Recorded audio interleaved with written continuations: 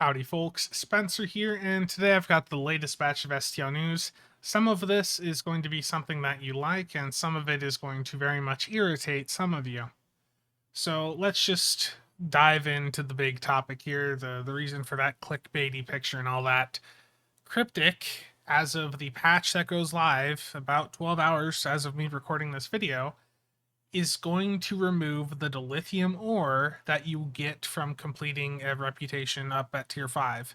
So, as is, when you get a reputation to tier 5, there's a mission that pops up, it instantly completes, and it gives you 32,000 dilithium. Repeat that per reputation. Now, instead of getting dilithium ore, you're going to be getting Reputation Dil vouchers, which there's two ways to really look at this. On one hand, you're no longer going to be able to go out, make new characters, get them up to tier 5 rep, and get a ton of dilithium. But on the other hand, you're going to have a massive amount of reputation dilithium vouchers, so that if there's anything you want from the reputations, you pretty much don't have to worry about the dilithium aspect of the projects. And with them being reputation vouchers, all that dilithium will be instantly available for you to use, except it's only usable on reputation items that come from the reputation projects. As is, the Reputation Dil vouchers do not work on the weapons that come from the various reputation stores. Like, I can't use these to go out and buy, like, Thoron infused quantum mines from the Delta rep. I only can use the Reputation Dil vouchers on the items from the reputations, like the deflector, engine, core, and shield. Any of the weapons like the Terran beam ray, the disco, phaser wide angle, dual beam banks, those types of things are what I can use these dilithium vouchers on. So I could see that there's going to be some people happy with this change because it means that they have all that dilithium available to immediately use to get all the rep gear that they would ever really want. But on the other hand, it is a significant hit for people that are grinding dilithium via this method.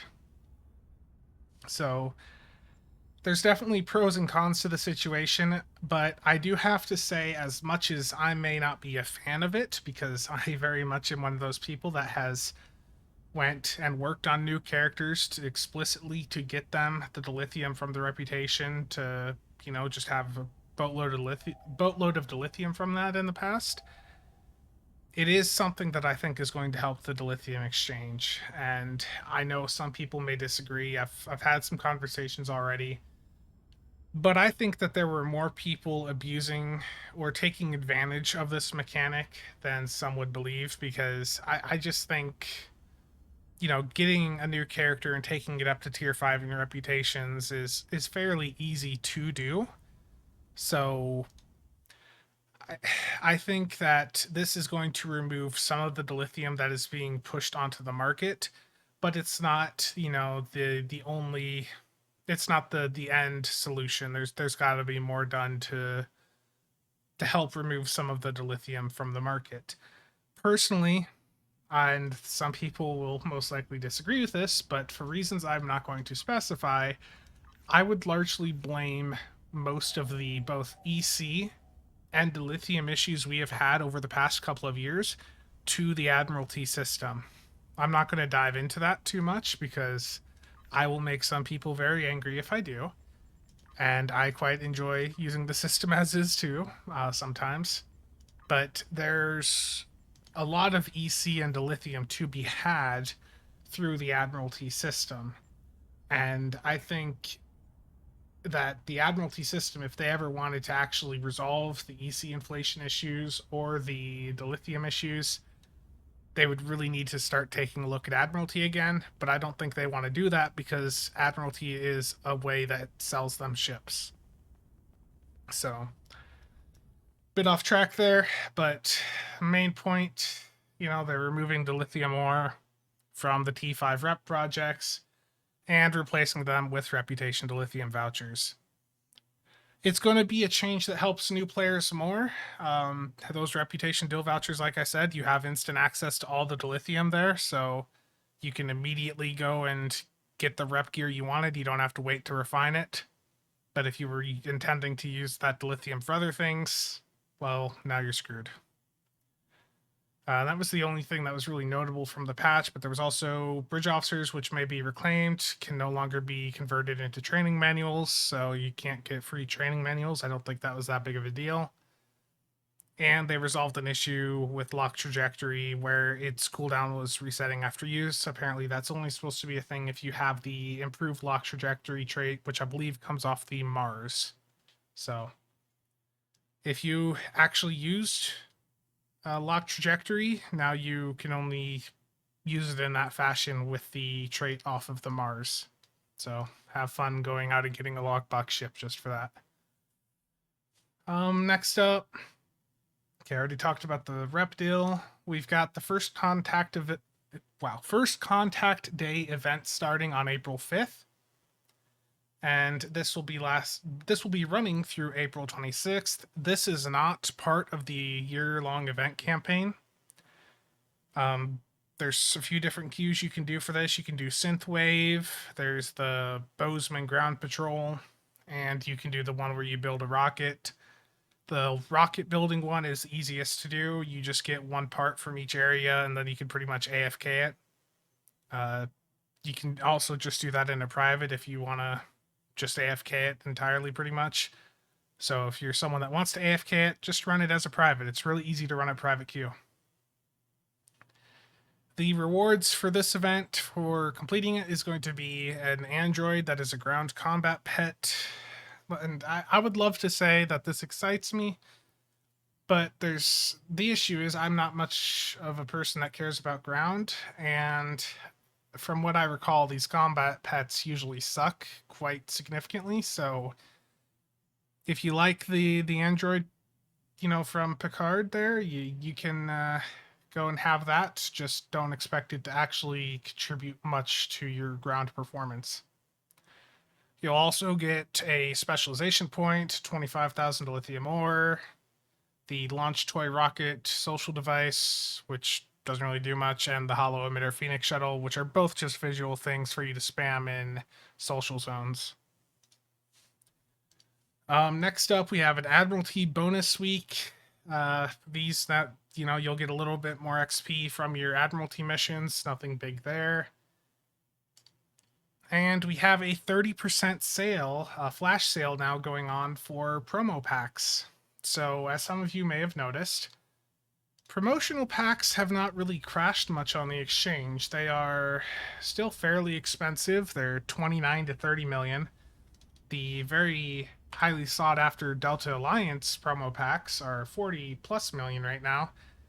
The Delta packs are worth so much more because the Delta Alliance DOF pack drops so many valuable things like the crit DOFs for space and ground, scramble fighters, attack pattern Delta Prime. So the Delta DOF packs are always more expensive. And right now, with the prices being as is, it is unprofitable to sell any promo ships for under 1.9 billion. If I change this up to 2 billion, you might make some profit if you open some of the DOF promo packs, but right now, opening promo packs is just really not worth it. We know the average drop rate is 1.1%. And if I go over to the builds Discord, we actually have some more data that points towards promo packs having an even lower drop rate. It looks like for both promo packs and lockboxes, there's like a pity point system. So once you open with promo packs, you have I think it's like a 0.7% chance to get a ship up through the first 140 boxes, and then after that 140 it goes up to 7%. So like the chance to get a promo ship is extremely low, and to be honest, the promo ships just aren't as valuable anymore. Promo ships just, we look at the recent Section 31 one that came out, and it was highly underwhelming.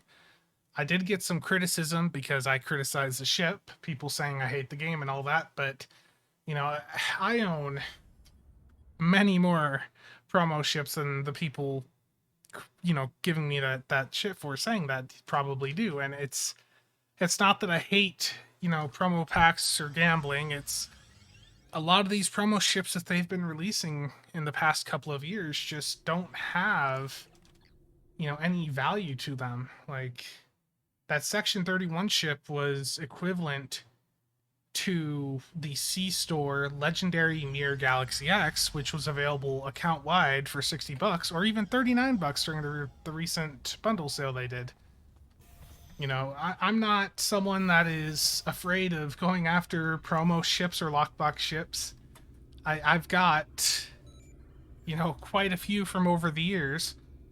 I'm not, unfamiliar with going after, promo ships or lockbox ships, but they're just, a lot of these new promo ships just have terrible value.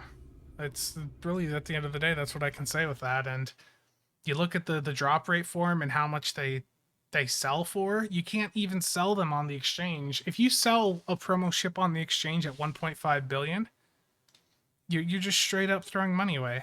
So nobody wants to open promo packs. Cryptic's trying to throw these flash sales at us, and nobody wants to open them, even with the 30% sale, because as of late, we're getting lockbox ships or C-Store ships that are equal or better to than these promo ships. The promo ships are meant to be the best ships in the game, and they're not giving us ships released in the promo pack that meet that criteria.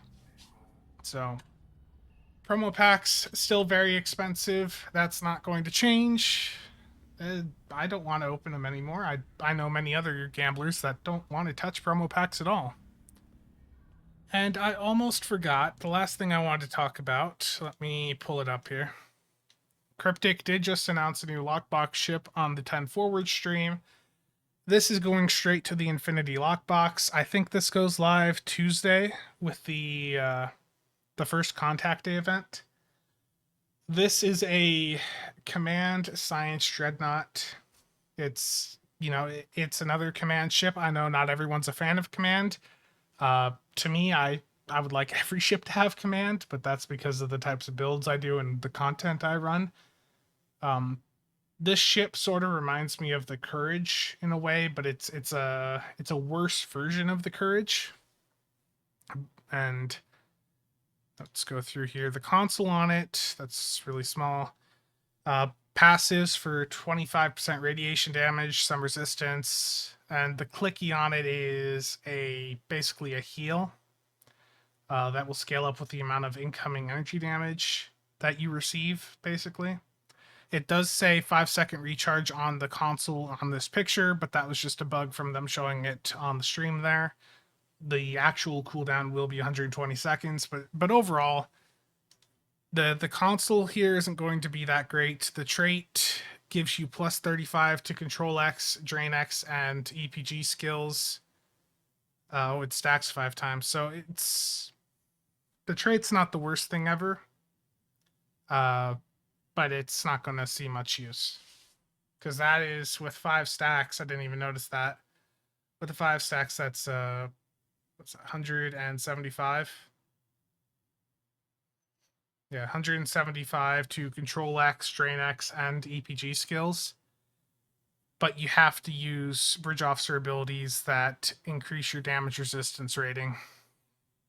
So the trait might be interesting for some people, for some niche like science builds, but the issue is it requires you to slot Bridge Officer abilities that boost your resistance, which is not exactly optimal.